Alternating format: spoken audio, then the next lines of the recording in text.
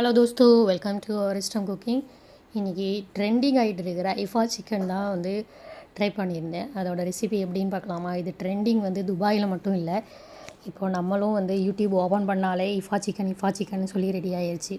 அதுக்கான மசாலா வந்து ஒரு 2 ஸ்பூன் போல் மிளகாத்தூள், ஜீரகத்தூள், மல்லித்தூள், இந்த இதெல்லாம் குழம்பு மிளகாய்த்தூள் அரைச்சி வச்சுருப்போம்ல, அதில் வந்து 2 ஸ்பூன் போட்டுட்டு, அப்புறம் காஷ்மீரி சில்லி பவுடர் அதையும், அப்புறம் 2 ஸ்பூன் வந்து இஞ்சி பூண்டு பேஸ்ட்டு, கொஞ்சமாக கரம் மசாலா, மஞ்சள் தூள், உப்பு பெப்பர் தூள், அப்புறம் லெமன். நான் ஒரு சின்ன லெமனாக இருந்ததுனால ஃபுல் லெமனாகவும் நான் இன்றைக்கி எடுத்துக்கிட்டேன். அப்புறம் ஒரு 1/2 பாக்கெட் போல் கர்டு, இதெல்லாம் போல் மிக்ஸ் பண்ணிவிட்டு கொஞ்சமாக கஸ்தூரி மேத்தி, கொஞ்சம் இந்தியன் ட்விஸ்ட்டு கொடுக்குறதுக்காக நல்லா இருந்தது. இந்த ஸ்மெல்லும் கொஞ்சம் நல்லா இருந்தது. இதெல்லாம் ஆட் பண்ணிவிட்டு லெக் பீஸ் தான் நான் இன்றைக்கி எடுத்திருந்தேன். ஒரு 4-5 பீசஸ் போல் வந்திருந்தது. அதையும் வந்து மேரினேட் ஒரு 2-3 ஹவர்ஸ் போல் மேரினேட் பண்ணி எடுத்துக்கோங்க.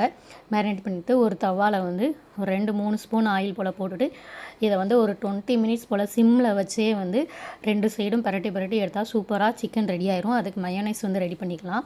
அதாவது அது சாஸ் மாதிரி தான். ஃபுல் பாயில்டு எக் 2, எல்லோ இல்லாமல், சீஸ் 2 ஸ்லைஸு, க்ரீம் இருந்துச்சுன்னா க்ரீம் ஆட் பண்ணிக்கோங்க. அப்படி இல்லாட்டினா மில்க்கு கூட ஆட் பண்ணிக்கோங்க. அப்புறம் முந்திரி பருப்பு, 3 கார்லிக்கு, சால்ட்டு, சுகரு, அப்புறம் 1/2 லெமன், இதெல்லாம் ஆட் பண்ணிவிட்டு மிக்சியில் போட்டு அரைச்சி எடுத்தால் சூப்பரான ஒரு சாஸ் வந்து ரெடி ஆயிடுச்சு.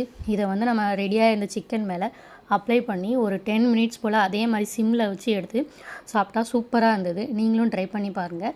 நார்மல் சிக்கன் தான், ஆனால் மயோனைஸ் வந்து லைட்டாக மேலே அப்ளை பண்ணி சாப்பிட்றப்போ டிஃப்ரெண்ட் டேஸ்ட்டில் இருந்தது. ஓகே, பாய் தோஸ்தோ.